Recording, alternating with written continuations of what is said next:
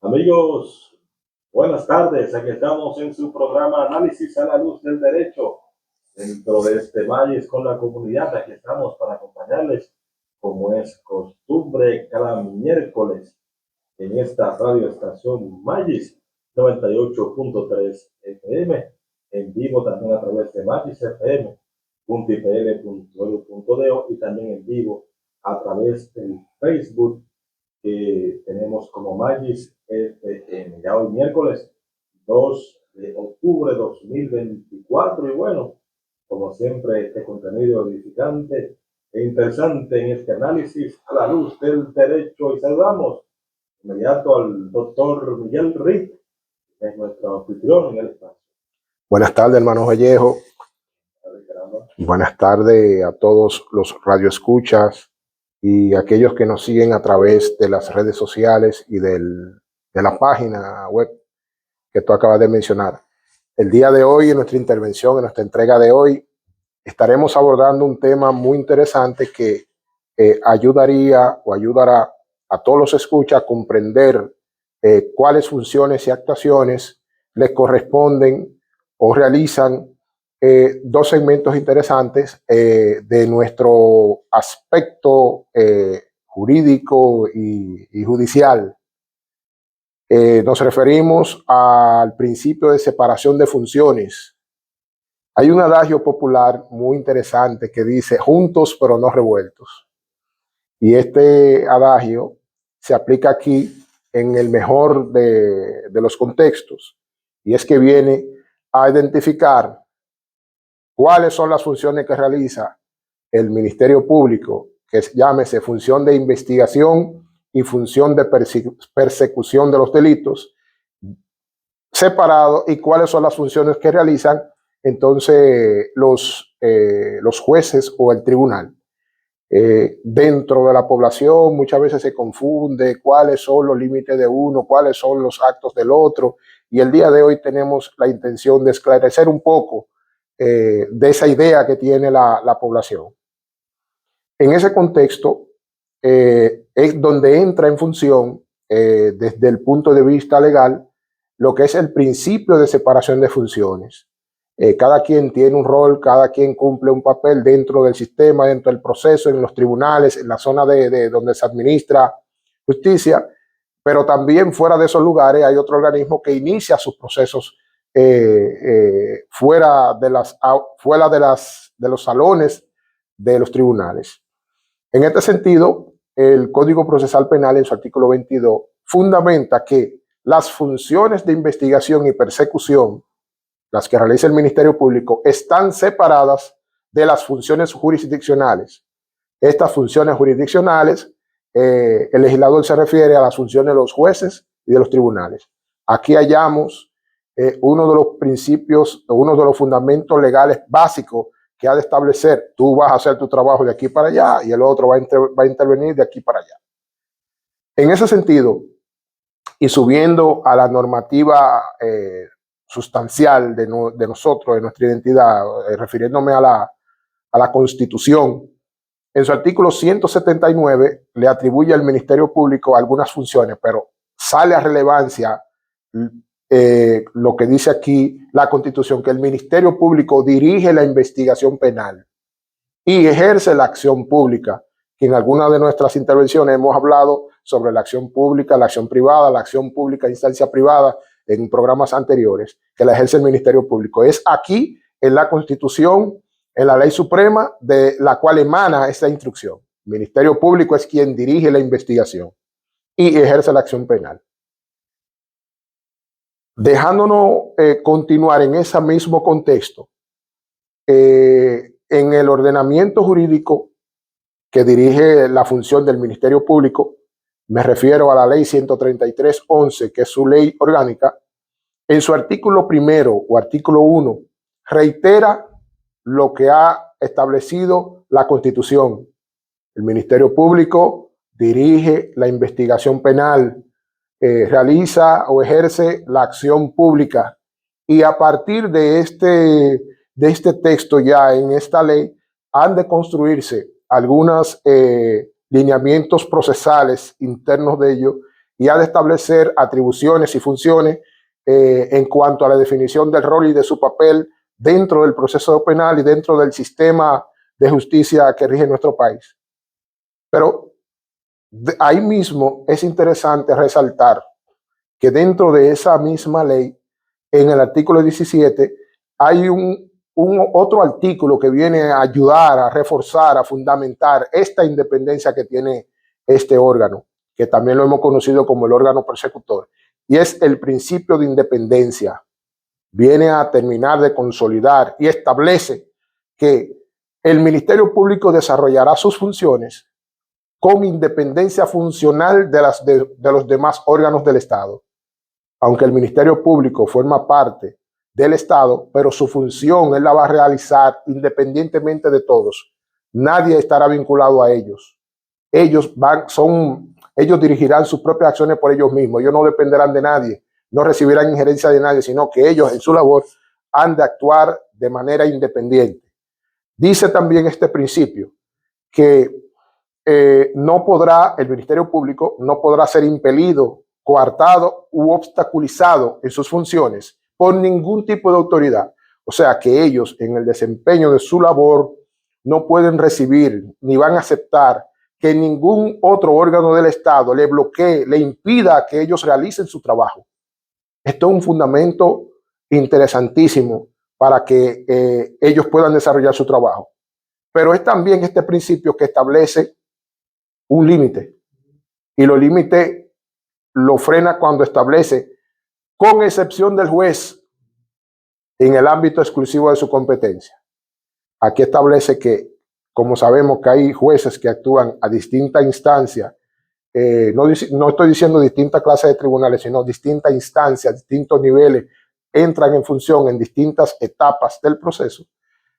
El Ministerio Público, como lo vamos a ver más adelante, como la ley le determina que él ha de realizar su labor desde la primera fase hasta última instancia, incluyendo hasta las etapas recursivas, el Ministerio Público ha de tener algunas interacciones con los entes que corresponden a la función jurisdiccional para ellos poder proseguir en su trabajo. Por ejemplo, si el Ministerio Público, dentro de un proceso penal iniciado, requiere una orden de arresto en contra de un infractor, en contra de una persona señalada o vinculada a un hecho delictivo, fuera de lo que es la flagrancia, sino que ya ha pasado el tiempo para que pueda constar como flagrancia, han pasado varios días de los hechos, el Ministerio Público investiga, persigue, si va a detener a esa persona, necesita por obligación una orden de arresto o una orden de allanamiento conforme él entienda qué es lo que va a ejecutar y conforme maneje sus informaciones. Pero hay una situación, ese dispositivo o ese instrumento jurídico es emanado de la función jurisdiccional. ¿Qué quiere decir esto? Que las órdenes de arresto, órdenes de allanamiento, son emitidas por los jueces, firmados por los jueces, y lo emiten los tribunales. Entonces, ahí es donde entra más o menos un ejemplo en función de que el Ministerio Público debe de buscar por las tramitaciones del lugar ese auxilio en la función jurisdiccional para poder continuar con esta etapa de su proceso, para poder producir o tener algunos otros resultados. Entonces, aquí es donde entra entonces la función jurisdiccional y ahí se nota la división de esas funciones. ¿Por qué? Porque el Ministerio Público no puede por sí mismo, ningún representante del Ministerio Público por sí mismo puede firmar una orden de arresto, ni puede firmar una orden de allanamiento, sino que solicitarla al juez correspondiente, en la instancia correspondiente, para que éste la emita, evalúe la situación, evalúe el petitorio y en consecuencia lo emita, entonces el Ministerio Público pueda continuar con su trabajo. Doctor, referente a lo que usted nos hablaba del artículo 17, el principio de independencia en la Constitución, me llama mucho la atención de que pues, la gente conoce de que la actual gestión de gobierno, pues al iniciar en el 2020, pues hacía mucho énfasis en la construcción de un Ministerio Público independiente. pero por lo que aquí vemos, ya eso como principio está establecido en la Carta Magna. Pues ahí viene como, pero ya estaba establecido en la Carta Magna. Sí, esos fundamentos jurídicos, esa base legal existían ahí. Recuérdate que para poder darle continuidad o realizar algo que tenga funcionalidad, que tenga permanencia, que tenga esencia, debe de tener un fundamento legal. Debe ser algo aprobado por la ley, debe ser algo previsto por la ley, por las constituciones. Y si no, primero vamos a crear la base legal para que luego exista. La base legal, primero hacen una modificación a la ley, introducen una nueva ley y luego que esa ley entra en función, entonces existe ese precepto. Pero en cuanto a lo que tú estableces, estamos hablando que esta ley, ya eso existía en la ley. Se le está dando énfasis en el contexto de fortalecer la función del Ministerio Público y que tenga y que se ejercite una verdadera independencia en sus actuaciones. Que cuando, también lo vamos a ver ahora, cuando un miembro, un representante del Ministerio Público, un fiscal adjunto, un fiscal titular, vaya a realizar una función dentro de sus labores o vaya a ejercer o vaya a realizar una actuación dentro de sus funciones, no tenga que depender de la voluntad de otras instituciones, de otros órganos, sino que él pueda realizarla por él mismo, solicitar y requerir. Pero hemos visto como este principio establece que no podrá ser impelido, ni coartado, ni obstaculizado por ningún otro órgano. Ahí le están dando el pase de seguido. Bien, dentro de este mismo contexto sobre las funciones y la base legal sobre la cual actúa el Ministerio Público, el Código Procesal Penal también se pronuncia y en su artículo 88, además de lo que manifiesta el 169 de la Constitución y el artículo 1 y el artículo 17 que habíamos hablado, dice específicamente que el Ministerio Público practica u ordena practicar diligencias pertinentes y útiles para determinar la ocurrencia del hecho punible y los responsables. O sea, el Ministerio Público tiene la potestad de practicar u ordenarle a los órganos auxiliares o a los órganos, a los departamentos, a las instituciones que lo auxilian, para que realicen las diligencias del lugar en cuanto a esa investigación de ese delito, de ese hecho punible o de ese delito. Entonces, ellos realizan la actuación o le ordenan a esos órganos que realice esas funciones para hallar los elementos probatorios e identificar quiénes son los responsables de ese hecho. Eso básicamente. Bueno, con su permiso, doctor Riz, vamos a hacer una pequeña pausa en el espacio, o si desea ya completar el tema. No, está bien, está bien. Está bien. Una pequeña pausa entonces y venimos en breve con este análisis a la luz del derecho con el doctor Miguel Riz Morales en vivo a través de esta emisora Magis 98.3. Retornamos con su espacio análisis a la luz del derecho en esta emisora Magis 98.3 FM, hoy conversando acerca del tema de la separación de funciones. Y bueno, el doctor Miguel Riz está abordando el tema de las funciones que tiene el Ministerio Público y después entonces ya la parte de la función jurisdiccional. Sí, correcto. Y continuando con el tema del Ministerio Público y sobre el alcance o cuáles son los alcances que él tiene dentro de la dirección de la investigación penal, el Código Procesal Penal le atribuye que todas las órdenes relativas a una investigación que emita el Ministerio Público o los jueces son de cumplimiento obligatorio de todos los funcionarios o agentes policiales a los cuales se le haya requerido. O sea, una orden de arresto, por poner un ejemplo, emitida por el juez a solicitud del Ministerio Público. Ahí están ambos órganos involucrados. Un agente policial o una unidad o departamento que realice labores policiales no puede negarse a cumplirla. un agente que incurra en ese tipo de actitud, es como dice la última parte de ese artículo. Dice que el Ministerio Público puede solicitar una sanción, ya sea a un funcionario público que se le haya requerido o a un agente policial. O sea, cualquier diligencia que el Ministerio Público haya solicitado ante cualquier organismo público, imágenes de cámaras, por ejemplo, algún documento, algo que tenga relevancia en una investigación que se esté realizando, y esa instrucción, ya sea emitida por él o emitida por un tribunal, no la cumple ese funcionario, conforme a lo que establece nuestro ordenamiento jurídico en términos administrativos, el Ministerio Público ha de solicitar, tiene el poder o tiene la prerrogativa de solicitar una sanción o la sanción correspondiente a ese funcionario. Continuando en esta parte, también dentro de esos alcances que tiene el Ministerio Público, está también la asignación obligatoria de funcionarios o agentes policiales para el desarrollo o la ejecución de alguna actuación que él lo requiera.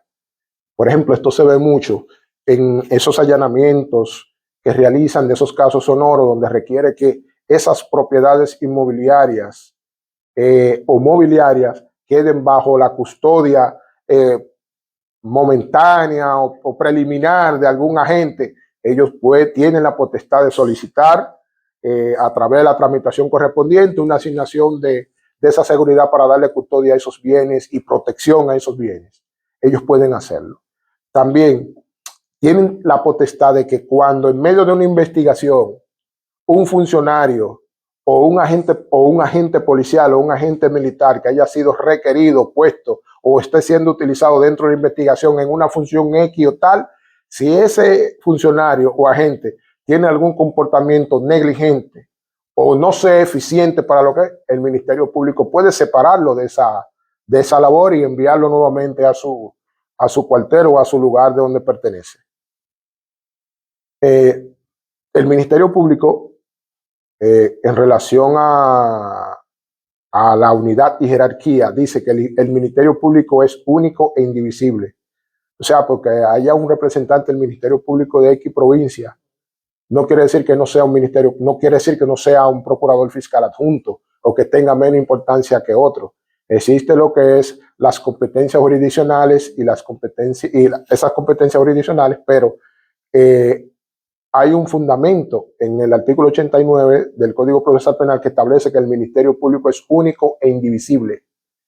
Existen formas para que un Ministerio Público de otra localidad, en cuanto a una investigación, se traslade a esta zona, hacer algún levantamiento, hacer algún requerimiento. Aquí hay otros representantes del Ministerio Público y le dan continuidad a la función del Ministerio Público en sí, porque cada uno actúa, como dice la propia ley, que cuando los funcionarios actúan en un procedimiento, actúan representando al órgano llamado Ministerio Público.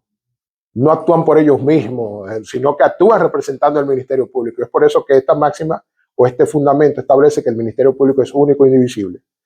Dice también que el encargado de una investigación continúa haciéndolo hasta la acusación, que es presentación de los actos conclusivos, y hasta los recursos, que son las vías mediante las cuales podemos atacar decisiones que no nos hayan sido favorables, que incluso dentro de las funciones del Ministerio Público establece que él tiene el deber de recurrir todas aquellas decisiones que no le hayan sido favorables.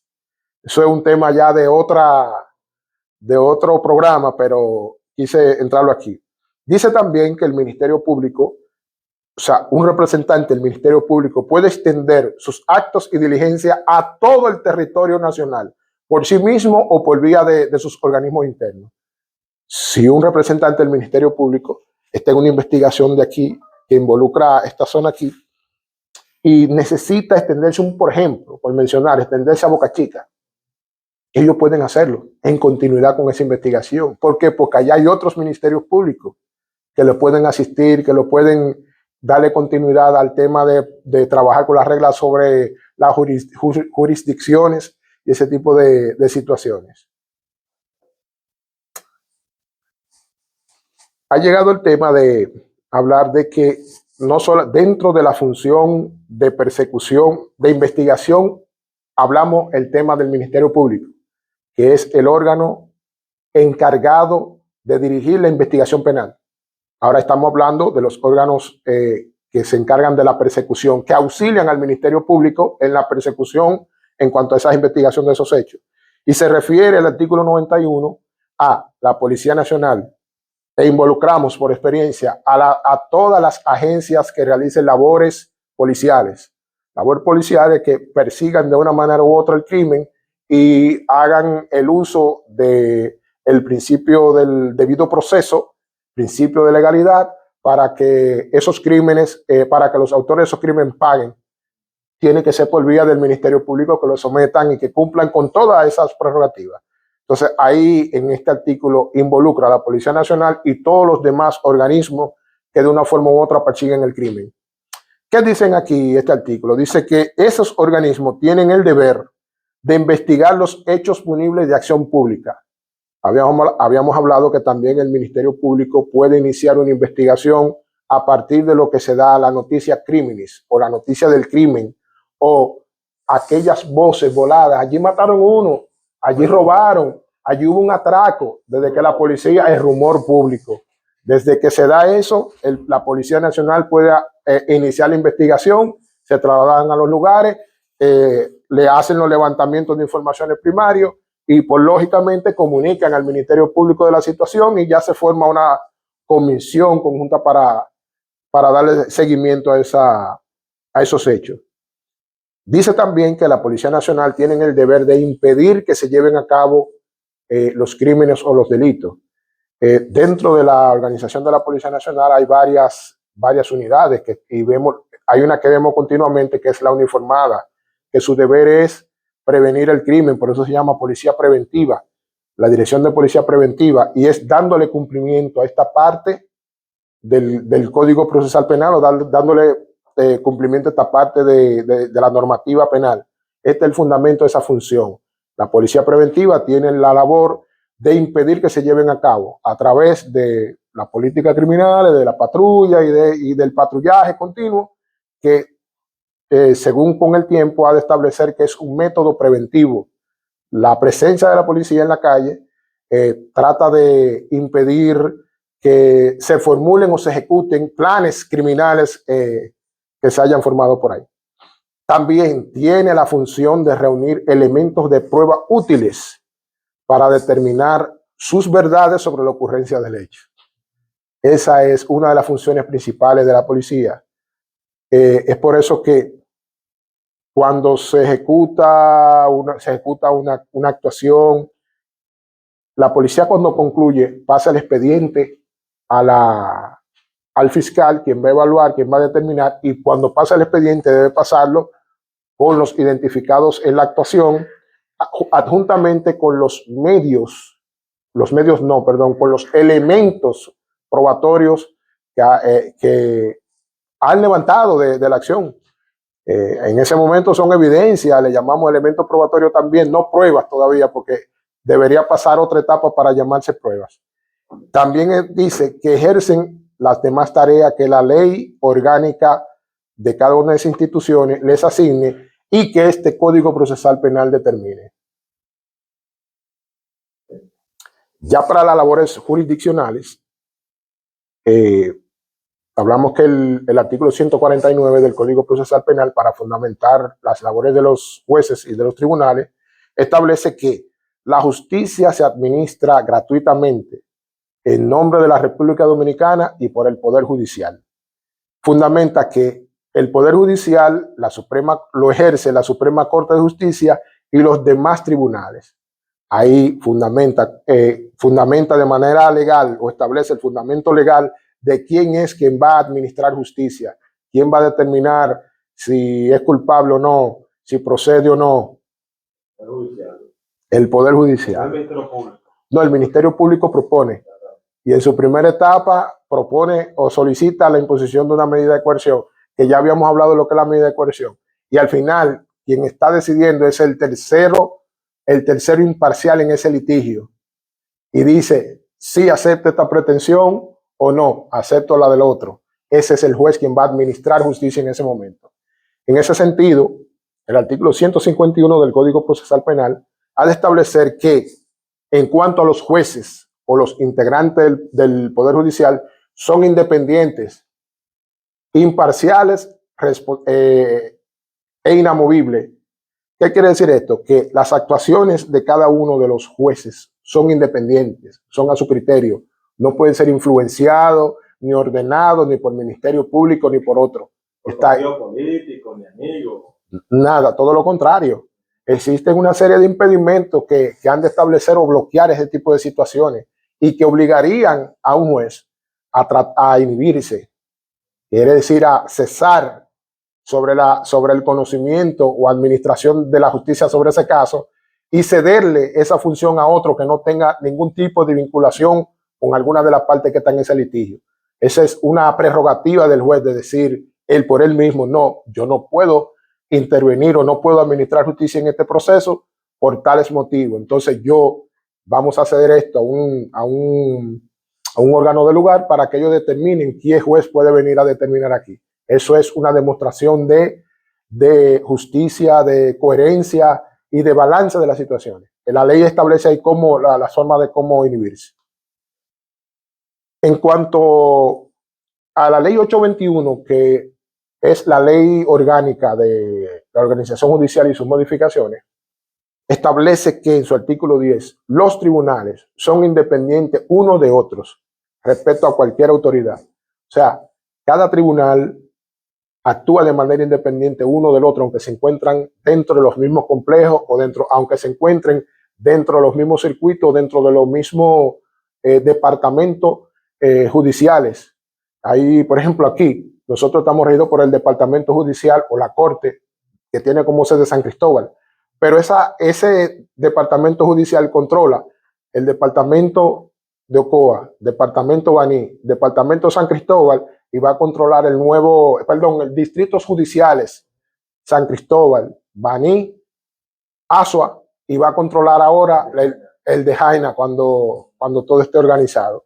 Entonces, dice que cada uno de esos tribunales, o de los tribunales que funcionan en esos distritos judiciales, en esos palacios de justicia, son independientes. O sea, un juez no puede venir a inferenciar a otro juez, ni a proponerle nada, porque es un tema prohibido. Es administrando justicia conforme a lo que él tenga ahí. En cuanto a cuáles funciones o cuáles obligaciones tienen los jueces. Conforme esa misma ley, en su artículo 68, determina que los jueces están obligados a proceder en el ejercicio de sus funciones con discreción e imparcialidad. Al momento de ellos tener bajo su dominio, su conocimiento sobre su decisión sobre un caso, deben de mantenerlo con la debida discrecionalidad. Inclusive un juez con otro difícilmente pueda tener la prerrogativa de hablar detalles puntuales de un caso con otro.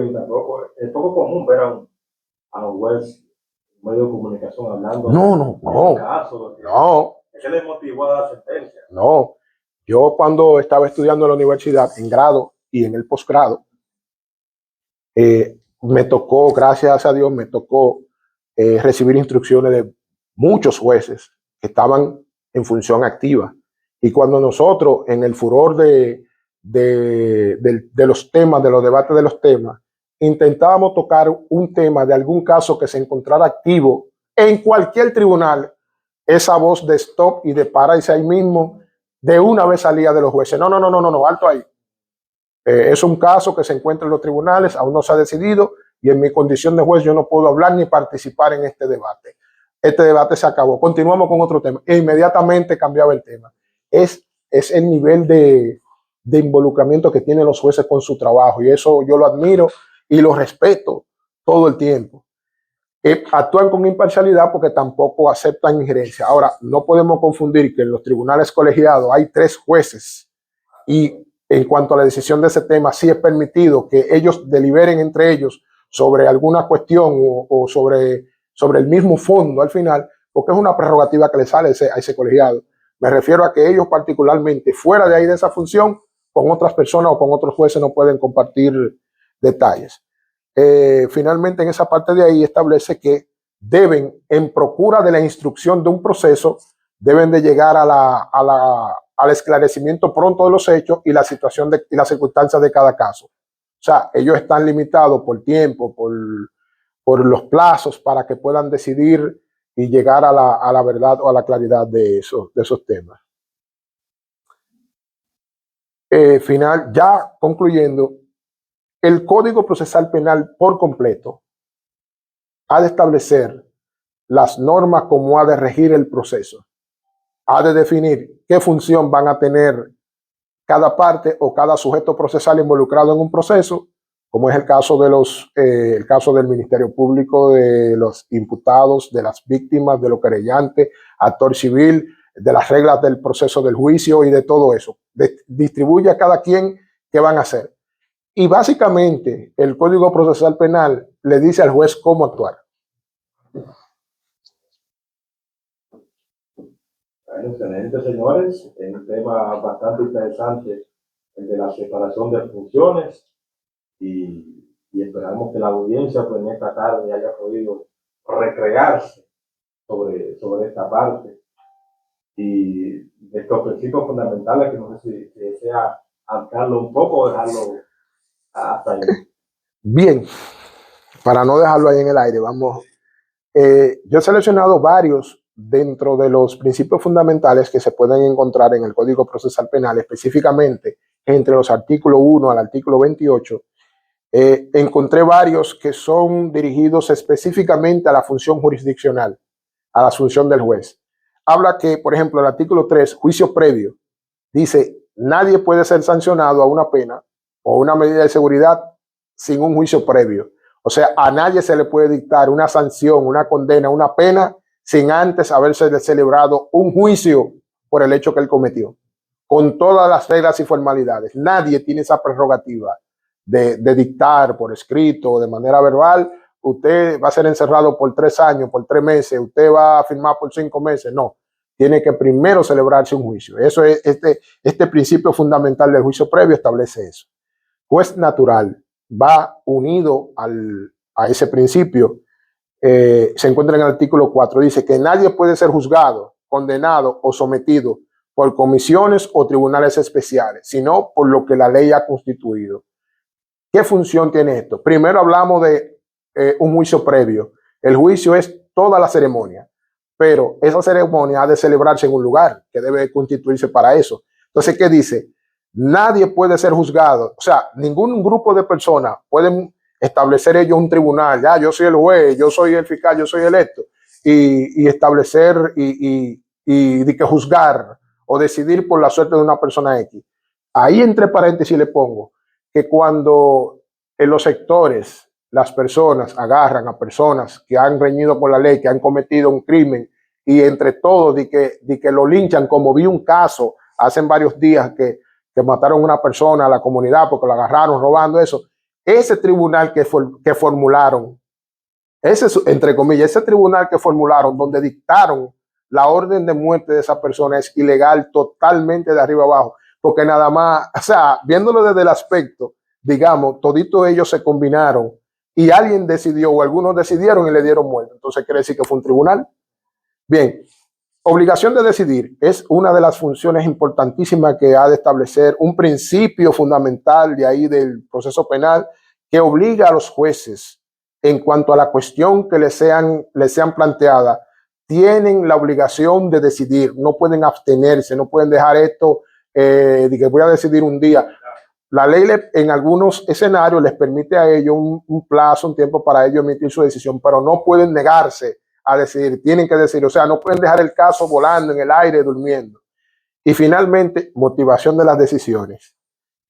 Dentro de la estructuración de una sentencia se encuentra esta parte, la parte motivacional, que es donde el juez, cuando decidió, por ejemplo, la medida de coerción, vamos a imponerle prisión preventiva, pero el juez debe detallar precisa y detalladamente el por qué él llegó a esa conclusión. Debe fundamentarlo en hechos y derechos.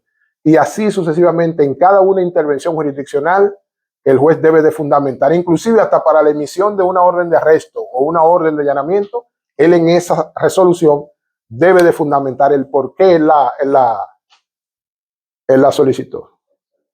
Bueno, doctor, gracias por acompañarnos en esta tarde en este análisis a la luz de derecho y pienso que ha sido bastante ilustrativo y edificante para nuestro público. Y si Dios quiere, el próximo miércoles seguimos con más contenido. Con más contenido, sí. Señores, hasta aquí su espacio. Sigan con la parada de las 5 por esta emisora Magis.